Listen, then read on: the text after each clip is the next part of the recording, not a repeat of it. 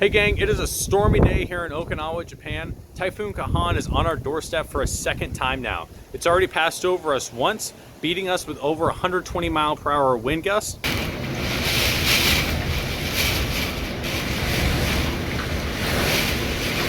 It stopped, turned around, and now it's coming back again. Thankfully, we built our mini truck camper so that way it has been taking the beating like a champ.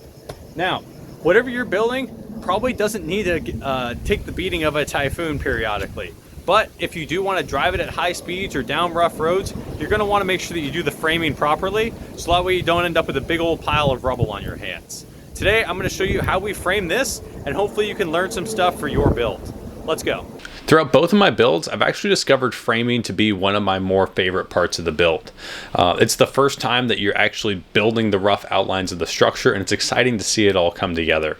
Especially if you are doing a demo like on the Spontanabus. I spent weeks ripping out seats, ripping out interiors, ripping out insulation, and it was the first time I got to actually see a rough design of what the space was actually going to look like. Framing has definitely, surprisingly, I think, turned out to be one of my favorite parts of any build. Whenever it comes to framing, there's three big things that you should be thinking about. First one is the materials, then the design, and then the logistics of actually building the frame. I'm going to start off talking about the materials and the ones that I've used previously. For our Okinawa mini camper, I used 3 centimeter by 4 centimeter Japanese cedar. That equates to 1.18 inches by 1.57 inches. This is very comparable to like a cedar 2x2 that you would find in the States. I use this because one, it's pretty cheap. It was very light wood.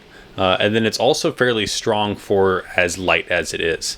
And those are big things that you're looking for whenever it does come down to framing wood. You'll notice that in the States, there tends to be a lot of pine wood that's used for framing. And this wood doesn't necessarily look the best, but it doesn't matter because it's going to be behind walls. So big things you're looking for on a build is that it's going to be lightweight, it's going to be durable, and it is going to be pretty cheap. Save the nicer hardwoods for later on. Initially, I was a little nervous to use 3 centimeter by 4 centimeter wood because it did seem fairly small and lightweight compared to the American standard, at least, which is using 2x4s. But I did see one other person that built a very similar camper. They used 2x2s, and it seemed like a really good, strong build. And weight was definitely a really big concern with the mini truck camper. Those smaller K trucks are only rated to 350 kilograms, which is a little over 700 pounds. So weight was definitely a big issue here, and we wanted to save that wherever we could. So we went with the smaller 2x2s and just put them at a bit closer interval in order to make sure that we got that strength back. Also, I'm sorry if you can hear the wind and rain outside. There is a typhoon going on. I can't control that, so deal with it. On the Spontanabus, I did actually use standard 2x4 stud wood. On that one though, instead of having the 2x4 sideways slot, we ended up with a 4-inch wall. I actually took that board and I turned it sideways so that way the wall was only 2 inches thick, and that saved me a little bit of space on the inside, and I did end up with about the same amount of strength, and those just were interior walls, so it wasn't really a huge concern. Now, as far as joining that wood together goes, you have two main options, and that is either nails or screws. Most standard building codes would tell you to use nails because those tend to be geared towards contractors, and they can quickly use a nail gun to build a frame. I don't have a nail gun. I don't care to keep 3 different kinds of nail guns for each size of nail and air compressors and all that. And so instead, what I have found to work really well is just an impact driver and a drill. You could get away with just a drill if you wanted to, but having screws and wood glue creates a very strong joint. And I've found really good success in that. A lot of times if you take a screw and wood glue joint and apply pressure to that, sometimes the wood will break before the joint does. And so to me, that checks off as plenty strong enough, and that's what I've used on both the mini truck camper and on the Spontanabus. Now, on the mini truck camper here in Okinawa, we made it a point to use stainless steel hardware wherever possible. This is just because stainless steel will not rust, which is a big issue here, right? Because it's very hot, it's very humid, and very salty air. And so if you know that you are going to be taking your rig to similar conditions, then I would think about the material of the screw that you're using as well, instead of just getting the cheapest one. Once you have your materials picked out, it's time to start designing the framing. Now, this is going to vary almost entirely on what your build is going to look like. So the first step is to look at your design and think about, okay, where do I want walls? Am I building my own walls? Are those walls going to be supporting weight?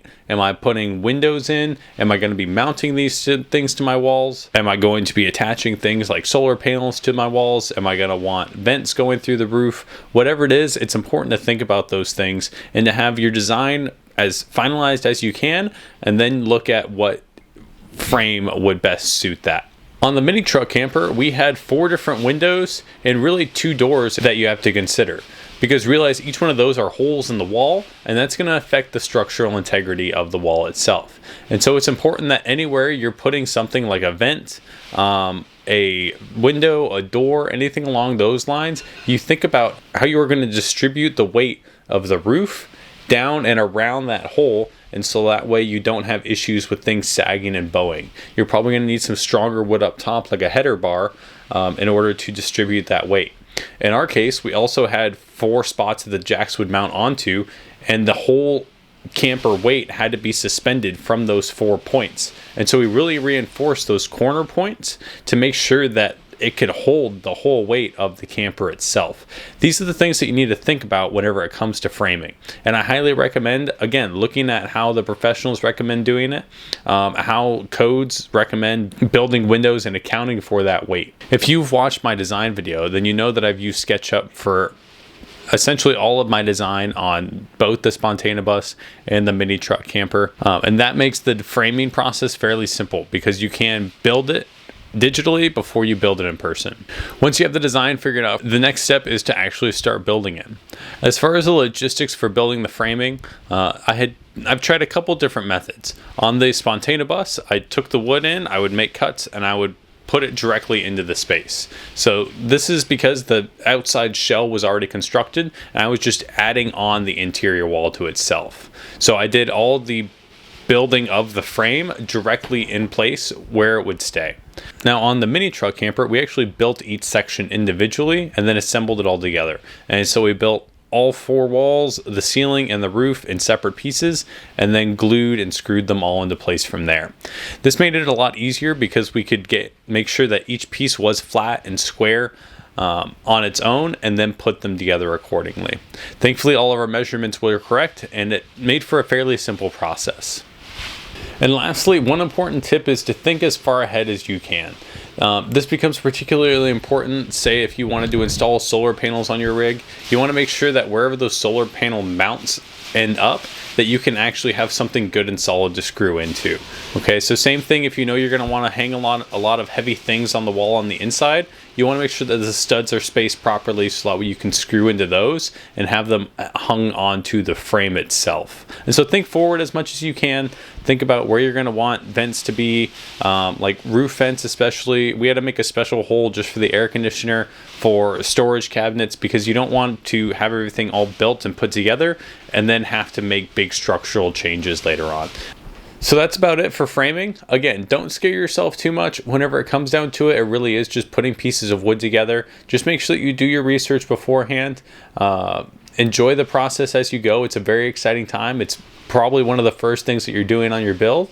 It's going to feel like it's going a little faster than a lot of the rest of the build. So enjoy it, stay safe, and go build something.